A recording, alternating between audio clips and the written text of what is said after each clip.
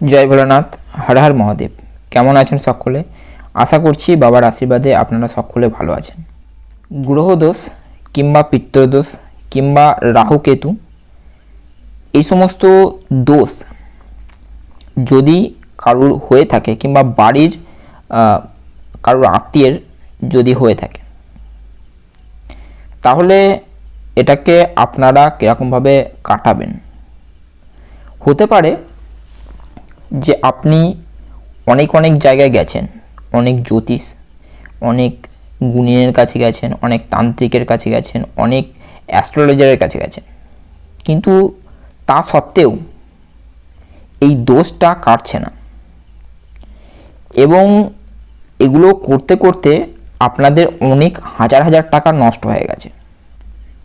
প্রথমত আমি বলে রাখি যে আপনারা কীরকমভাবে বুঝবেন যে আপনাদের কোনো কিছু দোষ আছে, সেটা কালসর্প দোষ হোক, শনির দশা হোক, কেতুর সমস্যা হোক, রাহুর সমস্যা হোক, কিংবা মঙ্গলের কোনো কিছু সমস্যা হোক, শুক্রের কোনো কিছু সমস্যা হোক, যে কোনো গ্রহের দোষই হোক না কেন, সেটা আপনারা কীরকমভাবে বুঝবেন। প্রথমত আমি বলছি, এরকমভাবে লক্ষ্য করুন যে আপনাদের বাড়িতে কারুর কিংবা আপনার এরকম কি হচ্ছে যে কোনো কাজেই বাঁধা, সেটা যে কোনো কাজ হোক না কেন, কর্মক্ষেত্রে হোক কিংবা ব্যবসার দিকে হোক কিংবা কোনো কোর্টের কোনো কিছু কাজ হোক কিংবা বিবাহের কোনো কিছু কাজ হোক, সব কিছুতেই বাঁধা আর বাঁধা, এটা এরকমভাবে হতে পারে। দ্বিতীয়ত, খাবারে চুল পড়া, ব্যাপারটা ভালো রকমভাবে লক্ষ্য করুন। খাবারে চুল পড়া, আপনাকে আপনার বাড়িতে কিছু খেতে দিয়েছে, সেখানে দেখলেন যে চুল আপনার পাতে পড়েছে, সেটা এক গ্লাস জল যদি কেউ দেয়, তাহলেও দেখছেন যে সেই জলের মধ্যে চুলটা পড়েছে।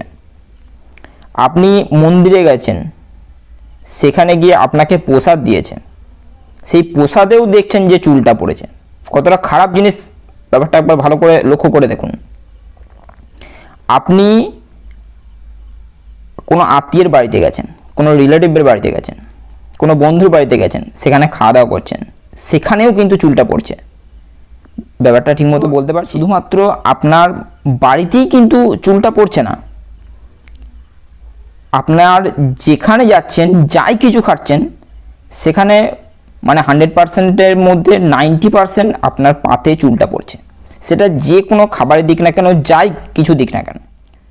আর এটা বারবার হচ্ছে, দু একবার হলে সেটা মিস্টেক হয়ে যায়, কিন্তু যখন বারবার হবে, তখন আপনি জানবেন যে কোনো কিছু পিতৃদোষ থাকতে পারে কিংবা কোনো কিছু সমস্যা থাকতে পারে, নেগেটিভিটির সমস্যা থাকতে পারে। তৃতীয়ত, অনেক নিরাশা, হতাশা, দুঃখ, কষ্টের মধ্যে দিয়ে আপনার জীবন অতিবাহিত হচ্ছে।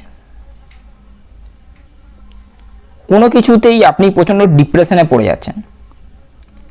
একটা কাজে যাবেন, আপনি বাধা পাচ্ছেন, অবশ্যই ডিপ্রেশনে পড়বেন, দুঃখ করবেন, কষ্ট হবে। তো মেনলি এই সমস্ত লক্ষণগুলোই কিন্তু দেখা যায় কোনো পিতৃদোষ থাকলে, কোনো গ্রহদোষ থাকলে, রাহু কেতুর সমস্যা থাকলে। তো এবার আমরা দেখব যে এই সমস্ত কিছু দোষ কীরকমভাবে কাটানো যায়। এর আগে আমি একটা টোটকা বলেছিলাম, আপনারা সেই ভিডিওটা দেখে আসবেন। এই ভিডিওটা যদি করেন, তাহলেও কিন্তু আস্তে আস্তে এটা কিন্তু কেটে যায়। আপনাদের 41 দিন কন্টিনিউ করতে হয়, ঠিক আছে? আমি যে গাছে জল দেওয়ার কথা বলেছিলাম, সেটা আপনারা করতে পারেন। টানা যদি 41 দিন করেন, তাহলে কিন্তু যে কোনো দোষই থাকুক না কেন, সেটা কিন্তু কেটে যাবে। এইটা পিতৃদোষ যদি থাকে, রাহু কেতুর যদি সমস্যা থাকে, তাহলে সেটা কীরকমভাবে কাটবে সেটা আমরা দেখব। তো কি করবেন? প্রত্যেকেই বাড়িতে বাবার পূজা করেন। বাবা মানে বাবা ভোলেনাথ, শিবলিঙ্গ আছে কিংবা শিব পার্বতীর ছবি আছে, এবং সেই ছবির সামনে শিবলিঙ্গের ছবিটাও আছে। যাদের বাড়িতে শিবলিঙ্গ আছে খুব ভালো কথা, আর যদি না থাকে তাহলে অবশ্যই আপনারা স্থাপন করুন, প্রতিষ্ঠা করুন, অবশ্যই কিন্তু ভালো ফল পাবেন, যেটা আমি আজকে বলছি। হাজার হাজার লক্ষ লক্ষ টাকা খরচা করার কোনো প্রয়োজন হবে না। কেমন? তো আপনারা কি করবেন, সোমবার থেকে, যে কোনো সোমবার থেকে শুরু করবেন। শুক্লপক্ষ থেকে যদি শুরু করতে পারেন তাহলে সব থেকে ভালো। অবশ্যই বাবার পুজোটা যখন করবেন ভালো রকমভাবে স্নান করে বাবাকে অভিষেক করে নিয়ে ফুলটা দেওয়ার সময় যে কোনো সাদা ফুল, হোয়াইট ফ্লাওয়ার, যে কোনো সানফ্লাওয়ার হোক, শিউলি ফুল হোক, আরও অনেক ফুল আছে, সাদা ফুল, যে কোনো সাদা ফুল, ধুতুরা ফুল হোক, সাদা ধুতুরা ফুল হলে সব থেকে ভালো হয়।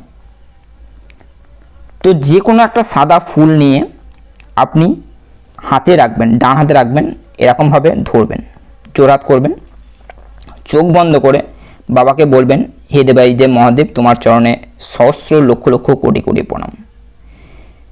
হে শিব শম্ভু, হে বাবা ভোলেনাথ, তোমার চরণে সহস্র লক্ষ লক্ষ কোটি কোটি প্রণাম। আমার প্রণাম স্বীকার করুন, আমার ডাকে সাড়া দিন, আমার এই পুজোটা স্বীকার করুন। আমার যে গ্রহের সমস্যা আছে, কিংবা আপনার যে রাহু কেতুর সমস্যা আছে, কিংবা আপনার যে দোষ আছে, যে কোনো দোষই হোক না কেন, এই দোষ আপনি কাটিয়ে দিন। দয়া করুন, কৃপা করুন আমাদের উপর। এরকমভাবে বলে ডান হাতে করে ফুলটা নেবেন, ভালো রকমভাবে শুনে নিন, ডান হাতে করে ফুলটা নেবেন এবং ডান হাতে করে ফুলটা নিয়ে আপনি অ্যান্টিক্লকওয়াইজ, এরকমভাবে অ্যান্টিক্লকওয়াইজ অর্থাৎ ঘড়ির কাঁটার উল্টো দিকে, এরকম মাথার উপর দিকে 21 বার ঘোরাবেন ফুলটা ডান হাতে নিয়ে। ভালো রকমভাবে বলছি, ব্যাপারটা লক্ষ্য করুন। ডান হাতে করে ফুলটা নিয়ে 21 বার মাথার উপর দিকে আপনি ঘোরাবেন এবং ঘুরিয়ে নিয়ে প্রণাম করে বাবাকে স্মরণ করে নিয়ে, এবং যদি আপনি জেনে থাকেন যে আপনার রাহুর দোষ আছে কিংবা কেতুর দোষ আছে, তাহলে তার নাম করবেন যে হে কেতুদেব, আমার প্রণাম স্বীকার করুন, আমার ডাকে সাড়া দিন, আমার যদি কোনো দোষ হয়ে থাকে সে দোষ ক্ষমা করুন। ঠিক আছে, এরকম নাম স্মরণ করে নিয়ে আপনার মতো আপনি প্রার্থনা করবেন এবং এটা নিয়ে শিবলিঙ্গের ঠিক যেখানে অভিষেক করানো জলটা, অমৃতটা যেখানে পড়ে, ঠিক সেই জায়গায় আপনি নামিয়ে দেবেন। ঠিক ফুলটা দেওয়ার সময় আপনি অভিষেক করে নিলেন এবং তারপরে যে ফুলটা দেন, অবশ্যই বাবার পুজোর সময় আমরা সকলেই ফুলটা দিই, ঠিক আছে? তো ফুলটা দেওয়ার সময় এটা আপনারা করবেন, ঠিক নিচটা করে আপনি ফুলটা রেখে দেবেন। এরকমভাবে যদি আপনি করেন, প্রত্যেক দিন যদি না পারেন তাহলে সোমবার দিনটা করুন। সোমবার দিনটা যদি করেন, সপ্তাহে একটা দিন যদি করেন, অন্তত একটা দিন যদিও করেন, তাহলে দেখবেন যে কিন্তু খুব খুব তাড়াতাড়ি যে কোনো দোষ থাকুক না কেন সেটা কিন্তু কেটে যাবে। হাজার হাজার টাকা দিয়ে আংটি করানোর দরকার হবে না, কোনো কিছু উল্টোপাল্টা খরচায় আপনাদের যেতে হবে না। আশা করছি আমি ব্যাপারটা ঠিকমতো বলতে পেরেছি। বাবা ভোলেনাথ, দেবাদিদেব মহাদেব, শিব শম্ভু, মাতা পার্বতীর আশীর্বাদ, হরগৌরীর আশীর্বাদ, শিব পার্বতীর আশীর্বাদ আপনাদের উপর হোক। যে সমস্ত সমস্যা আছে, যে যা কিছু দোষ আছে সেগুলো কেটে যাক, এই আমি প্রার্থনা করব। ভালো থাকবেন। জয় ভোলেনাথ, হর হর মহাদেব।